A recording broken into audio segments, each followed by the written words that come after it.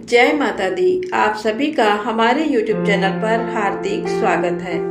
आज शनिवार के दिन सुने शनि देव महाराज की कहानी। सनातन धर्म में शनिवार का दिन शनि देव को समर्पित माना जाता है। शनि देव को न्याय का देवता कहा जाता है। मान्यताओं के अनुसार शनि देव क्रोधी स्वभाव के हैं। जिस पर शनिदेव प्रसन्न होते हैं वो रंक से राजा हो जाता है, और जिस पर शनिदेव का क्रोध बरसता है उसके जीवन में कई परेशानियां लगी रहती हैं। शनिदेव मकर और कुंभ राशि के स्वामी हैं तथा इनकी महादशा 19 वर्ष की होती है। भगवान शनिदेव के अधिदेवता प्रजापति ब्रह्मा और प्रत्यधिदेवता यम हैं। पौराणिक ग्रंथ ब्रह्म पुराण के अनुसार बाल्यकाल से ही शनिदेव भगवान श्री कृष्ण के अनन्य भक्त थे। वे भगवान श्री कृष्ण के अनुराग में निमग्न रहा करते थे। युवावस्था में उनके पिताश्री ने उनका विवाह चित्ररथ की कन्या से करवा दिया। उनकी पत्नी सती साध्वी एवं परम तेजस्विनी थी।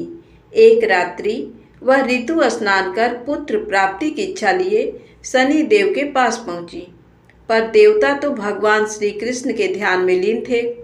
उन्हें बाह्य संसार की सुध ही नहीं थी। उनकी पत्नी प्रतीक्षा करके थक गई। उनका ऋतुकाल निष्फल हो गया।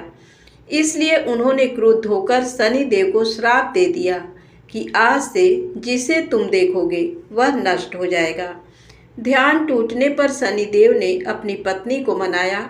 उनकी धर्मपत्नी को अपनी भूल पर पश्चाताप हुआ, किंतु श्राप के प्रतिकार की शक्ति उनमें नहीं थी। तभी से शनिदेव अपना सिर नीचा करके रहने लगे, क्योंकि वे नहीं चाहते थे कि किसी का अनिष्ट हो।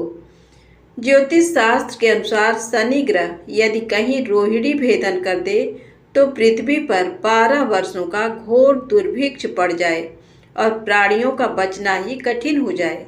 शनि ग्रह जब रोहिणी भेदन कर बढ़ जाता है तब ये योग आता है। ये योग महाराज दशरथ के समय में आने वाला था।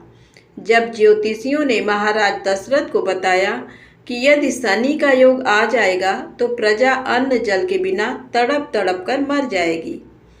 प्रजा को इस कष्ट से बचाने हेतु महाराज दशरथ अपने रथ पर सवार होकर नक्षत्र मंडल में पहुंचे। पहले तो उन्होंने नित्य की भांति शनि देव को प्रणाम किया। इसके पश्चात क्षत्रिय धर्म के अनुसार उनसे युद्ध करते हुए उन पर संहारास्त्र का संधान किया। शनिदेव महाराज दशरथ की कर्तव्य निष्ठा से अति प्रसन्न हुए और उनसे कहा, वर मांगो। महाराज दशरथ ने वर मांगा कि जब तक सूर्य नक्षत्र आदि विद्यमान हैं तब तक आप संकट भेदन ना करें। शनिदेव ने उन्हें वर देकर संतुष्ट किया। शनिवार के दिन इस कथा को पढ़ने से धन संकट दूर होता है। अब सुने शनिवार व्रत की पौराणिक कथा। एक ब्राह्मण को सपने में नीली घोड़ी पर नीले कपड़े पहने एक आदमी दिखाई देता और कहता, हे ब्राह्मण देवता, मैं तेरे लगूंगा। ब्राह्मण घबराकर उठ गया। अगले दिन यही सपना उसे फिर आता है। ये सपना उसे रोज आने लगा। वह परेशान हो गया और चिंता के मारे दुबला होने लगा। उसकी पत्नी ने कारण पूछा तो उसने सपने के बारे में बताया। ब्राह्मणी बोली, वे अवश्य ही शनि महाराज होंगे। अब की बार दिखे तो कहना लग जाओ, पर 1:15 से ज्यादा मत लगना। उस दिन सपना आने पर ब्राह्मण ने कहा, लग जाओ, पर कितने समय के लिए लगोगे? शनि महाराज बोले, 7.5 वर्ष का लगूंगा। ब्राह्मण ने कहा, क्षमा करें शनि जी, इतना भारी तो मुझसे झेला नहीं जाएगा। तब शनि जी बोले, तो 5 वर्ष का लग जाऊंगा। ब्राह्मण बोला, ये भी मेरे लिए ज्यादा है। तब शनिदेव महाराज बोले, 2.5 साल का लग जाऊं? ब्राह्मण ने मना किया तो शनि जी कहने लगे, 1.15 का तो लगूंगा ही। इतना तो कोढ़ी कलंगी भिखारी के भी लग जाता हूँ। तब ब्राह्मण ने कहा, ठीक है। ब्राह्मण को 1.15 की शनि की दशा लग गई। ब्राह्मण ने नींद से जाकर ब्राह्मणी से कहा, मेरे 1.15 शनि की दशा लग गई है, इसलिए मैं जंगल में जाकर ये समय बिताऊंगा। मेरे लिए खाने पीने का सामान बांध दे। मेरे पीछे से किसी से लड़ाई झगड़ा ना हो, इसका ध्यान रखना। ज्यादातर घर में ही रहना, बच्चों का भी ध्यान रखना। इस सवा पहर के समय में कोई गाली भी दे तो चुपचाप सुन लेना, बहस मत करना। ये सब समझाकर ब्राह्मण जंगल में चला गया। जंगल में ब्राह्मण एक पीपल के पेड़ के नीचे बैठ गया और हनुमान जी का पाठ करने लगा। एक पहर बीत गया। ब्राह्मण ने सोचा बाकी बचा समय रास्ते में बीत जाएगा, इसलिए वहां से चल दिया। रास्ते में एक बाड़ी में कद्दू लगे देखे। माली से एक कद्दू खरीदा, पोटली में बांधा और आगे बढ़ा। आगे एक आदमी मिला जो असल में शनिदेव जी थे।